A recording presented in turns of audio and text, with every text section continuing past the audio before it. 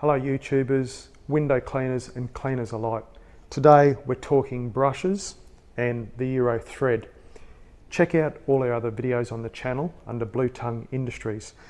So depending on the makeup of your particular angle crank and the brush selection, the way moulding happens and the way threads are cut, sometimes when you do up your particular brush on your water-fed pole or your high dusting apparatus, it mightn't end up in the correct orientation once it's fully tight. So tips and tricks is a little bit of plumber's thread tape. So wrapping that on the end in the direction of rotation of your Euro thread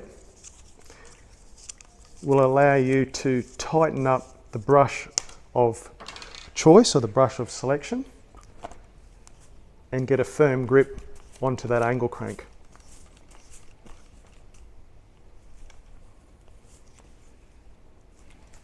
There we go, connect it to your spray jets, pencil jets. Check us out on the web, ionicsystems.com.au, and our main parent company, Blue Tongue Industries. Take a look.